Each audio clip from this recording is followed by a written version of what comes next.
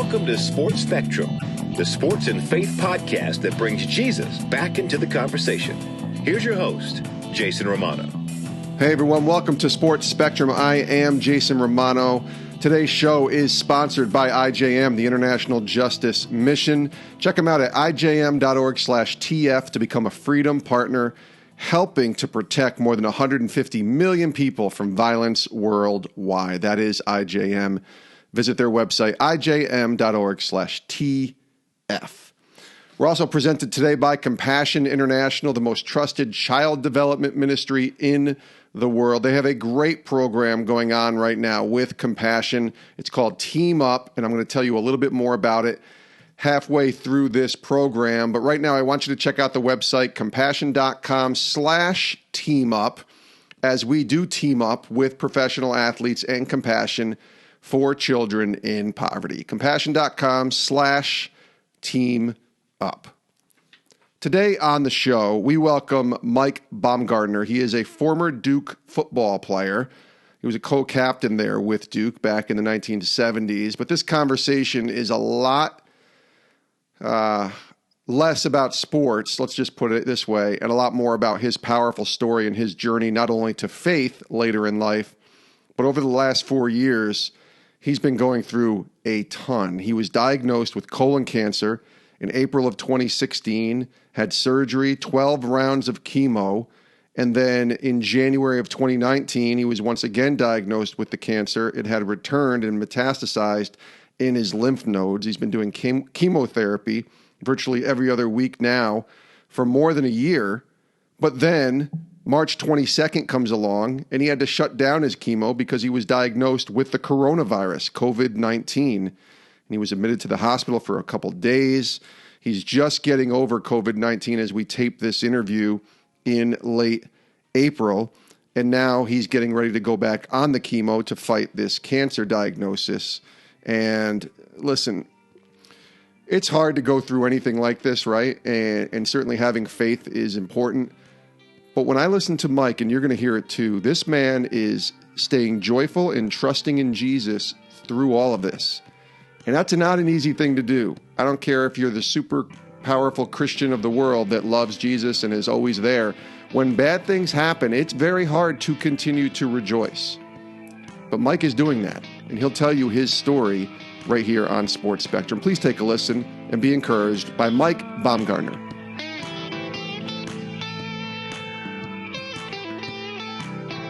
Mike, welcome to Sports Spectrum. Thank you. Glad to be here. Yeah, it's so good to talk to you. So good to see you as we tape this on Zoom with the COVID-19 outbreak and in the midst of it. Obviously, this has impacted you in more ways than you probably ever thought it would. I want to talk about that in a minute, but I want people to understand first a little bit about your journey going through playing football. You came to Duke and you had a successful high school football career in New Jersey. Share a little bit about that side of it first. Well, moved to New Jersey. My father was a career Marine, and moved to New Jersey at the beginning of my sophomore year of high school. And it was a great experience. The first year wasn't so great. We didn't win a single conference game. All of our good players graduated reportedly, and we got a new coach, as happens when you don't win any conference games. And the new coach came in, and my last 2 years we were undefeated. 2 times New Jersey Group 2 state champs. Nice. And that was really my first introduction. That's not true. I was introduced to the Lord, but it was the first time I was ever in a circumstance where our Coach Jim Horner, was a very strong Christian, and he preached at a practice and before games, and we pray, and that was the first time I ever really felt a tug on my heart, for the Lord. I kind of pushed it back, but at that point in time, I was a late in life Christian, 1991. Yeah, I want to get to that story too in a second. Tell me about making the choice to go to Duke. I don't know what Duke's football pedigree was like back in the 70s, but I know even now it's getting there. You got a guy like Daniel Jones, who's quarterbacking the New York Giants, who's a Duke alum. Tell me about the choice to go to Duke. I know you had some offers from other places. Yeah. So, I had a lot of offers, and back then you could take a lot of trips. There was no limit on how many trips you could take. Yeah. And so it was a way as a senior in high school to spend time in college on weekends. But ultimately, Duke played a great schedule. My high school coach really pushed the academic side. I had good SATs, 1200-ish. And so he pushed to get a degree, a good degree that would carry me going forward. And my choices ultimately came down to, I was considering the Naval Academy, Vanderbilt, and Duke. My dad had just gotten back from Vietnam and was anti-military at that point in time. He turned me away from the Naval Academy. And Duke didn't have a foreign language requirement. So I chose Duke. And it was, my parents could drive there in a day and back. There you go. Well, that's true too. And it's I know it's right down there in Durham, North Carolina. You played fullback. That's not exactly the most glorious position, is it? It is not. It is not. It's we ran an I formation, and it was a physical position because we were constantly playing. Our out of conference schedules were, not like today. You don't play, School for the Blind or Sisters of the Poor. You play we played my sophomore year. We opened up at Alabama. We played University of Washington that year. We played a great out of conference schedule, and every year got to play at Tennessee, got to play at Florida, got to play at Purdue. Yeah, it was just it was a great time. So we were frequently undermatched. I understand. Overmatched. Yeah, I understand that completely. Now, that position though is more of like an additional offensive lineman back then in those days, because the running game was so much more prominent back then than it is now, right? Absolutely. We played I formation, so I was a lead blocker. My sophomore year, our tailback was Player of the Year in the Atlantic Coast Conference, and I felt great about that because he was usually right behind me. Yeah. We had great line too. No, that's good. That's good. Was the NFL something you ever thought about, ever dreamed about, or were you kind of like knowing that it was just going to be college and then we're moving on to something else? I thought I had a chance all the way up until my senior year. And we were playing at Clemson and blew my knee out. And my freshmen weren't eligible to play varsity. It was the last year. And then 3 years, I missed 11 games due to injuries. And the knee was the final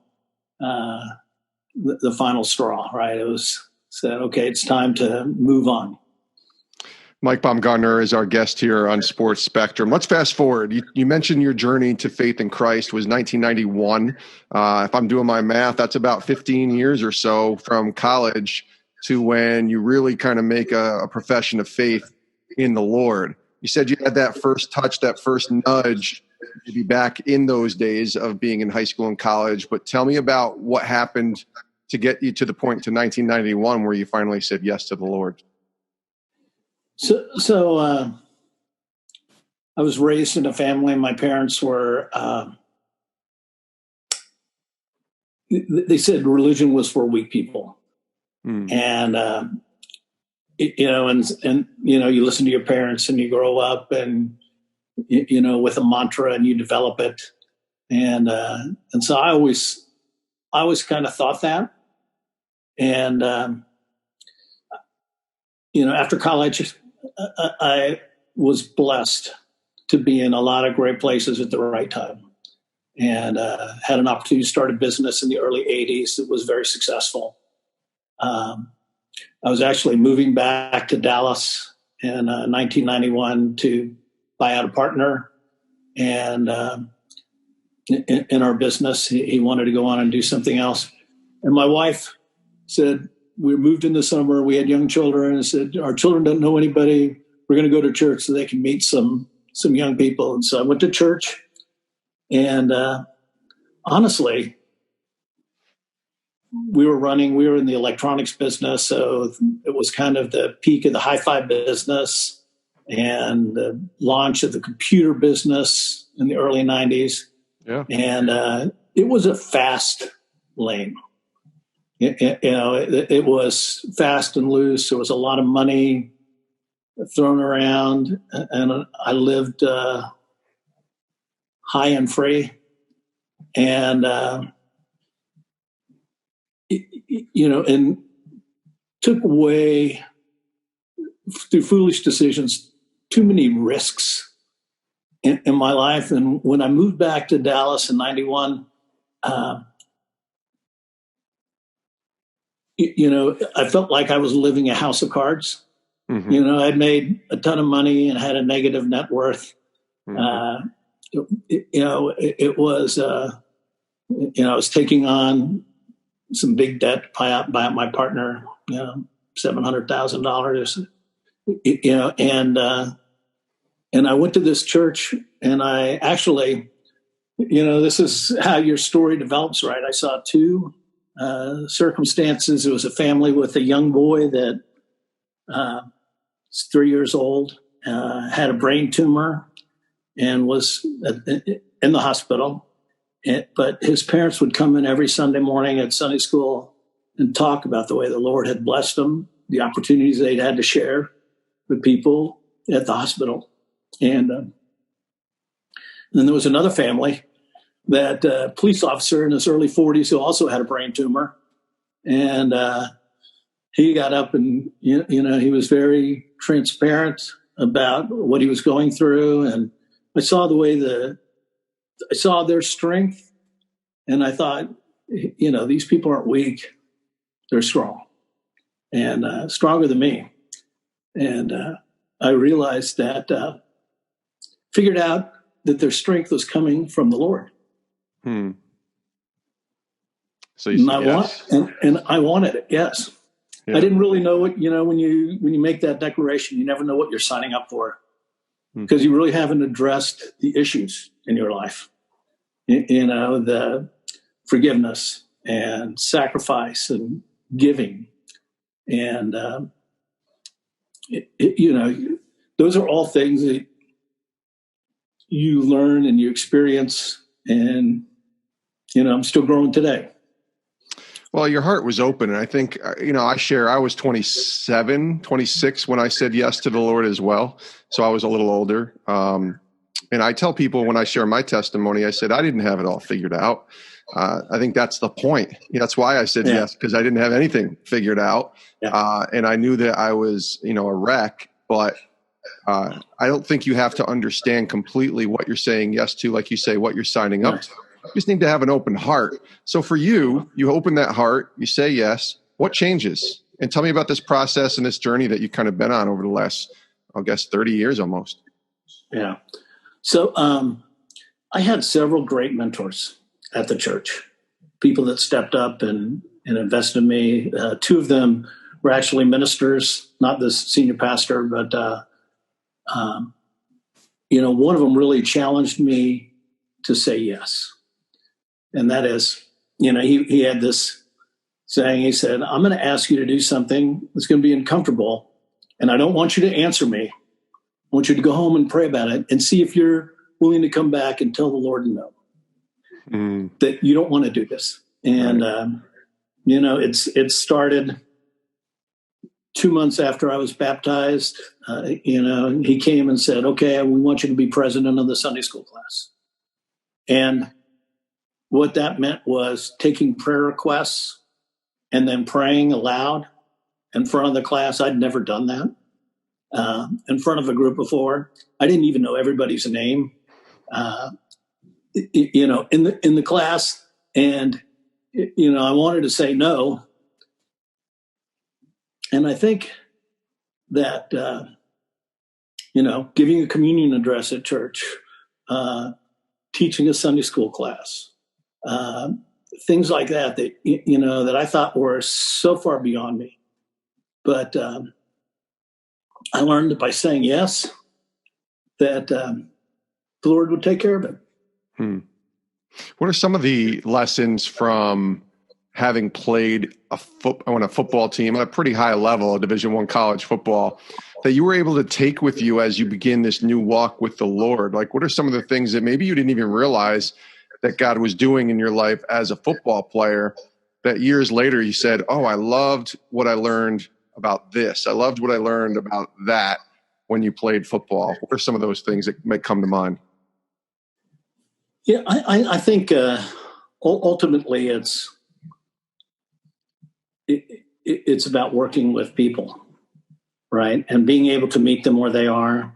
You know, you stand in a huddle with 11 guys, and I mean, in the game, you know, to call a play, and you could look at the lineman in the huddle that you were going to run behind, and you could just tell by the look on their face whether they were winning or losing, right? And you know, you spend time with them off the field, and you know, and it's understanding that none of us are perfect, that there's got to be give and take, and just because maybe you don't really,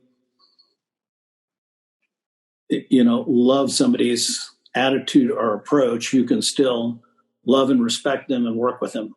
And I would say that's probably the biggest thing. Playing with pain, right? Just every day, you know, I listen to people complain about a headache, right? And you know, playing football at a very early age, you learn that a headache is an everyday occurrence, especially being a fullback. And you know, it's you know, you get up and you go.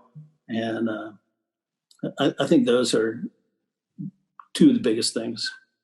We'll get back to our conversation with Mike Bomgardner in just a little bit, but want to tell you about IJM, the International Justice Mission, helping to protect more than 150 million people from violence worldwide, believing every person deserves to be safe and free from violence. And the great work that they're doing is so important, but they can't do it alone. They need the help of freedom partners like you and I, some of IJM's most loyal partners in the work of justice. And your support of $24 or more, tax deductible, each month helps survivors of slavery and violence from the moment they are rescued until they are fully restored. Check out the website, ijm.org/TF, ijm.org/TF. Become a freedom partner. Join the fight to end slavery and violence and oppression in our lifetime. We're also presented by Compassion International. Team up with Compassion. That's the slogan that we're going to be talking about for just a second here. And Compassion International, as you know, is the most trusted child development ministry in the world. But right now, COVID-19 has left nearly 70,000 children without a sponsor. That's the capacity of an average NFL stadium. So it's led to more sickness as this world is in grips with COVID-19. Parents can't work, food is scarce. And yes, the great work of Compassion's frontline church partners around the world are courageously delivering essential items to children, desperate children and families in need, often door to door. So what we want to do right now is tell you about how Compassion is teaming up with professional athletes to help fill the stadium, the 70,000 children without a sponsor.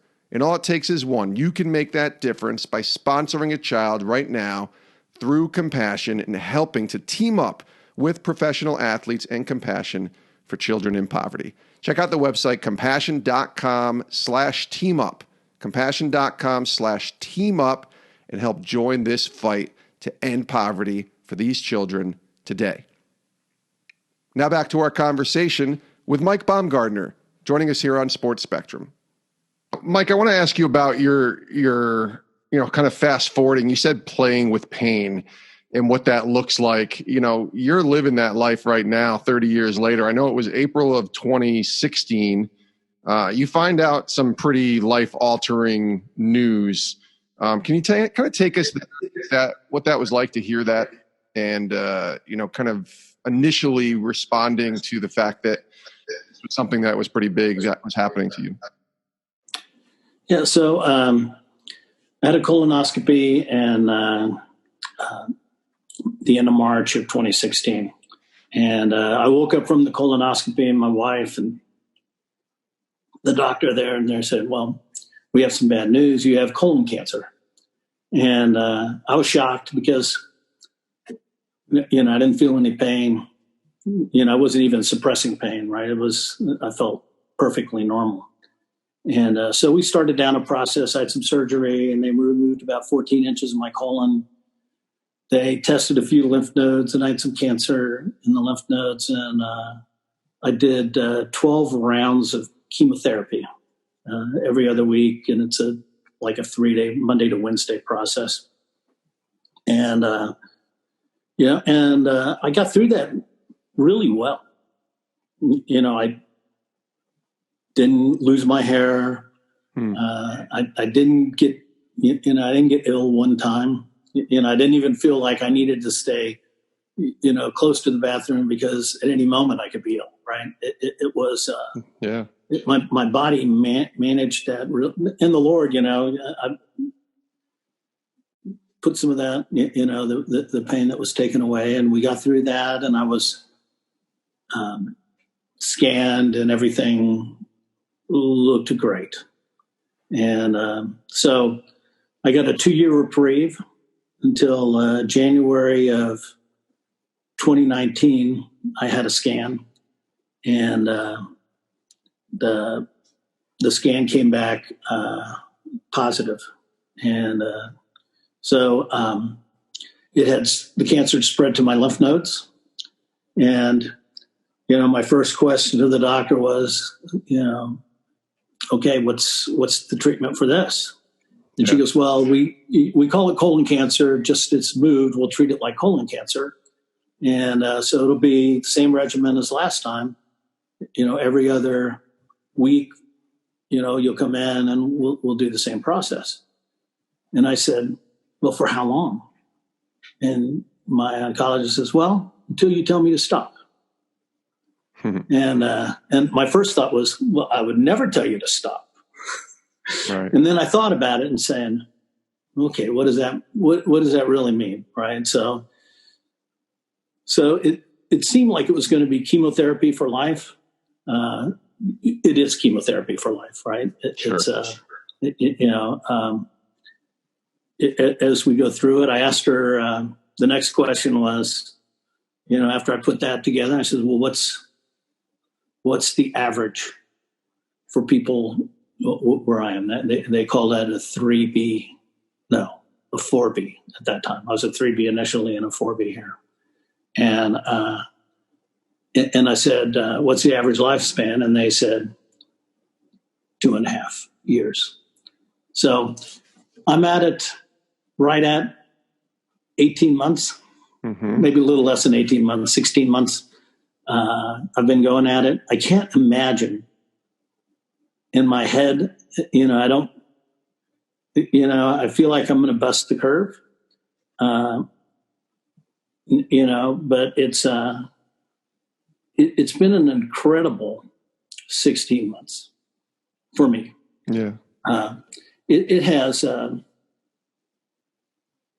not been terrible, right? It has been, I've been blessed in so many ways that things that,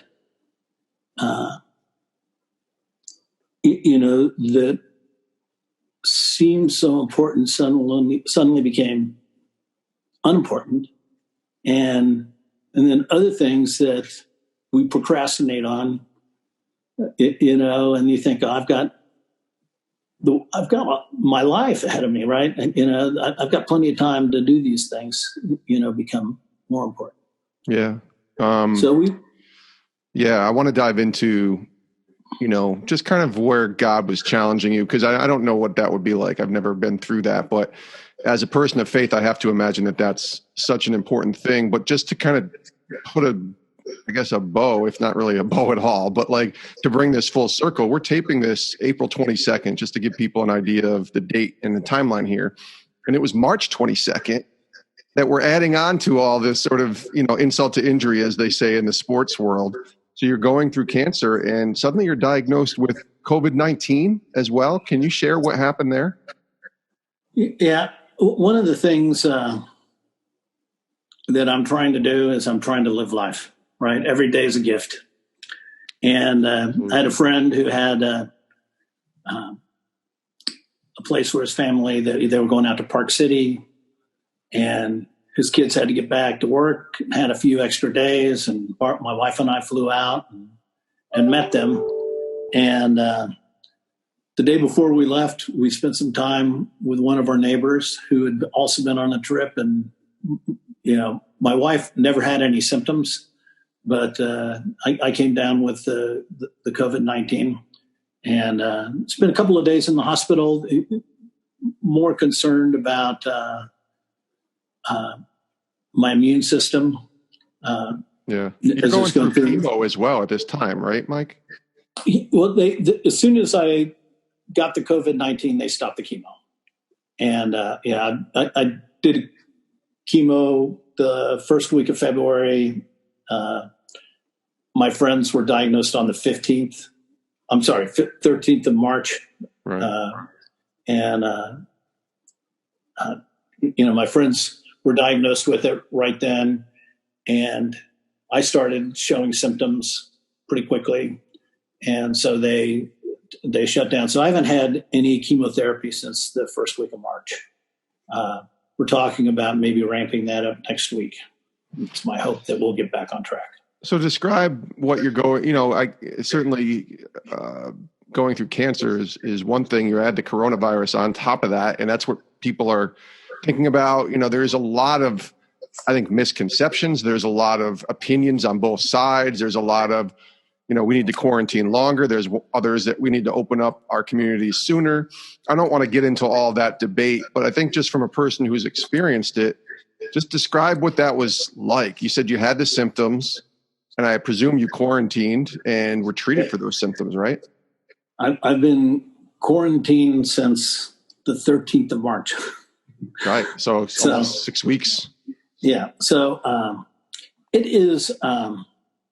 I did spend a couple of days in the hospital in the middle of that. That was really the only escape from the house, and the house is much better than the hospital. Mm-hmm. But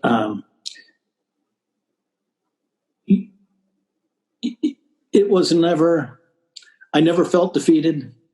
Through the process, I never felt like I was about to die. I was never on oxygen. I was fortunate to that. I did have double pneumonia. That's the primary thing that you get with the coronavirus is you get pneumonia. So I had pneumonia in both lungs, and I almost felt like it was a blessing because I was really early to get it in Dallas, in the Dallas marketplace. I had the cancer, the chemotherapy, weakened immune system, and I had the top people talking to each other. The Dallas County Disease Control, the hospital I was in, person responsible for diseases, my oncologist, they reached out to MD Anderson, to a couple of different people down there. And I had all of this team of doctors really talking about what's the best treatment for this. And I was, I felt great. When trouble happens, and early on, even as we walked out of the hospital on back last year, after we got the news, you have to decide, what do I really believe? Mm-hmm. Do I believe God is who he says he is? And I do. I believe that my days were numbered before I was born. Right? Yeah. You get more information. The number doesn't change. It's still the same number. And so I've really addressed this as as knowing that, okay, maybe the runway's not quite as long as I would like, but, I have this opportunity to really use this time and procrastinate less on things that are important, to really get literally my house in order. And take care of the things that are really important, and share my story. Yeah. When you're going through all of this, right? Even going back to 2016, did you ever allow yourself at any point, because I'm so impressed with the way that you respond, with the way that you're looking at this as a blessing, with the way that you're looking at this as an opportunity. I have to imagine that it's got to be hard in the sense of challenging and saying, God, what are you doing here? Why are you doing this? Why me? Was there ever any of that? I had a problem with platelet counts, and I had a couple of moments where they were delaying treatment last summer. And I was like, you're delaying my treatment. I need this chemotherapy to fight the cancer. And so sometimes I'd have to talk myself off the ledge a little bit. I don't think it ever took me more than an hour or two to do that. The harder part is my wife and my children, close friends. It's a lot easier for me than it is for them. Yeah. I talked about, God, I've had so many great divine encounters with people. And when you get into a conversation, you meet somebody new, or you're talking with them, and I call it playing the cancer card. You share with them what you're going through, and it invites them to share what they're going through. And, we have a real discussion instead of a superficial discussion, and we're able to talk about the Lord. Mm-hmm. And it is, it is, I believe that is one of the things that the Lord wants me to do, but it's hard when I play the cancer card in front of my wife, right?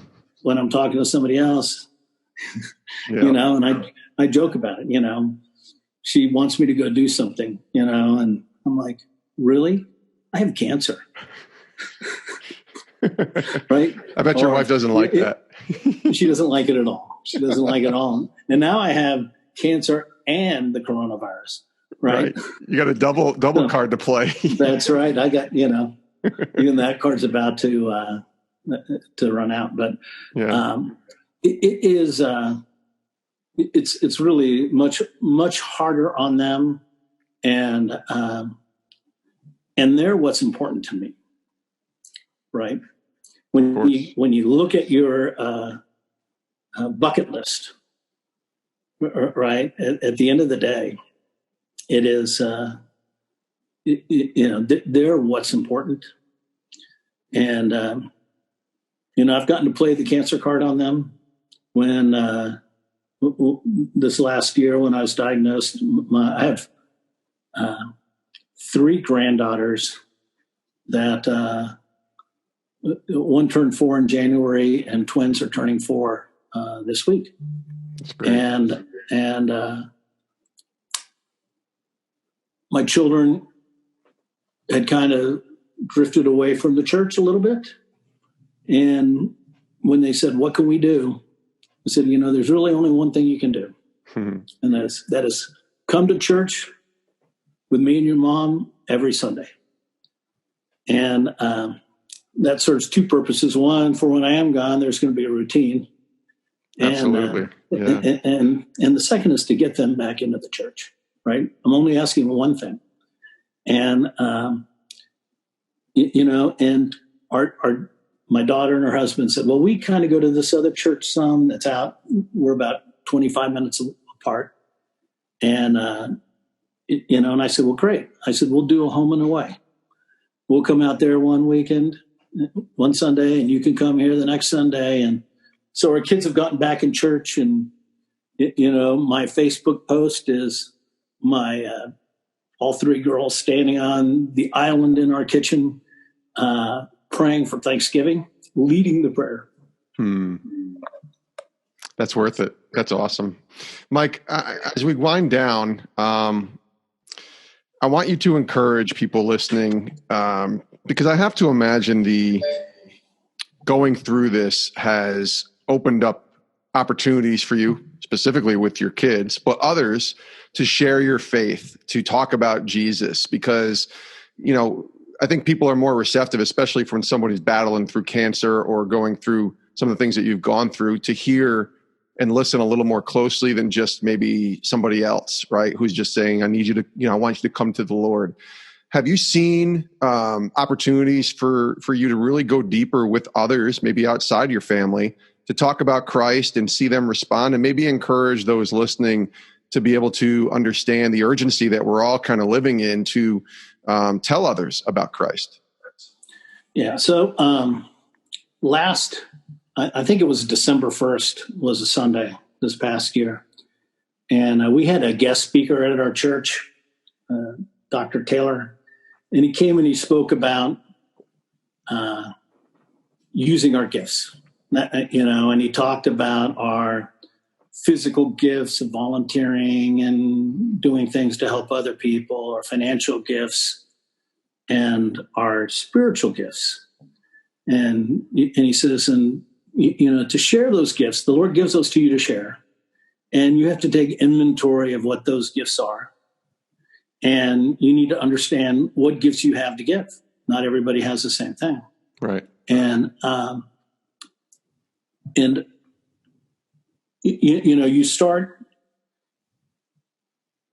the beginning of last year, I made I had my to-do list.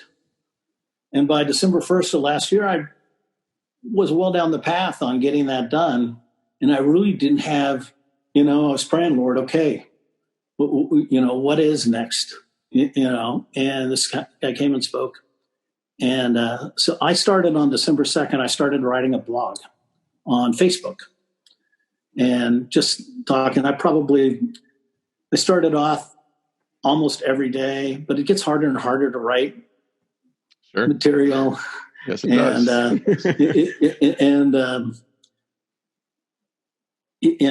But I probably have posted 60 life experiences on Facebook, and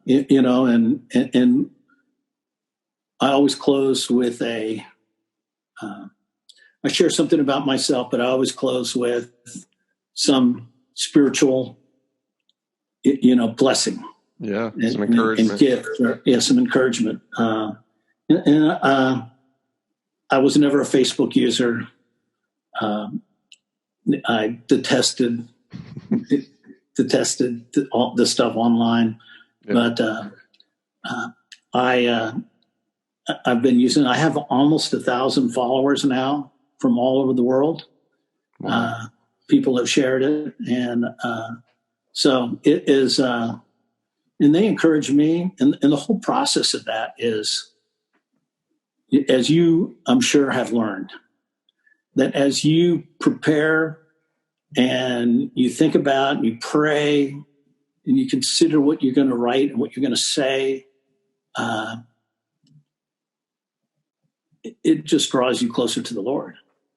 And a lot of the things that I would start writing one thing, and the Holy Spirit would just step in and put different words on the page. And it's, I don't know, about a week and a half ago, we were sitting at the fireplace, my wife and I, and she said, we're talking, just the two of us, and I asked her how she was doing. And she said, well, this virus was hard, and you went into the hospital, and I wasn't allowed to go in, and I was afraid I was never going to see you again, and I didn't know what I would tell the kids, and blah, blah, blah. We talked about it. We talked about, what she would have done and could have done if it had happened. And that we come back to, we're in the Lord's hands every day, right? He's taking care of us forever, and he'll continue to do that. And then she asked me how I was doing. And I hadn't really thought about it. So I thought about it for a second. I said, I feel more aligned with the Lord today than at any other time in my life. And it's because, that I've spent more time in prayer. As, as I write on Facebook, I've learned of dozens of people who are going through something similar, some sort of life struggle, so my prayer list is expanded and I'm praying more. Just the process of thinking about what to say has drawn me close. And that's, that in itself is a huge blessing. Yeah. We'll link to your Facebook page in our show notes for the podcast here, and people can go and check out your Facebook page and read your blog and hopefully give you a follow and kind of connect with you there. Mike, this has been great. We could spend an hour, 2 hours, but I want to be mindful of your time and certainly our audience. But thank you so much for being willing to share your story, for being courageous to share your story. And we'll be praying for you, but keep sharing the good news, my friend. I really appreciate you. It was a pleasure getting to know you. Thank you. Good luck to you. And many thanks to Mike Bomgardner for sharing his really powerful story with us all here at Sports Spectrum. Let's be praying for Mike. Obviously, he was given a certain amount of time to live. He's giving a terminal diagnosis, but he's fighting. And man, if I'm listening to this guy, if anybody's going to beat this thing, he's going to beat it. And if he doesn't, I know that his faith in the Lord is going to sustain him, and he's going to be rejoicing here or there. He's going to be home, or he's going to be home, as I heard somebody say it once. And I think that's such a powerful way to look at this. And I'm just really impressed and encouraged with Mike, and grateful that he was willing to share his story here on the show. We mentioned his Facebook blog. He mentioned his Facebook blog. If you go to facebook.com and just search Mike Bomgardner, Bomgardner, you'll find his page, and you can go and become friends with Mike and follow him and learn about his journey, follow along on his blog on Facebook. Let's be praying for Mike, believing God has a plan, and trusting in that plan. Thank you to Mike for joining us here today on Sports Spectrum.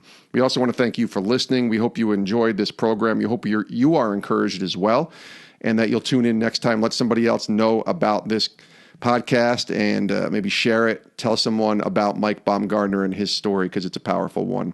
Thanks to Mike. Thanks to our sponsors as well, IJM and Compassion. Again, the website's ijm.org/TF to learn about the great work IJM is doing, helping to end slavery. And then check out Compassion as we look to release children from poverty with Compassion International. Go to compassion.com/teamup. Compassion.com/teamup to learn how you can join the fight to end poverty for these children today. Again, thanks so much for listening. We'll see you next time right here on Sports Spectrum. I hope you all have a great rest of your day. Please do stay safe.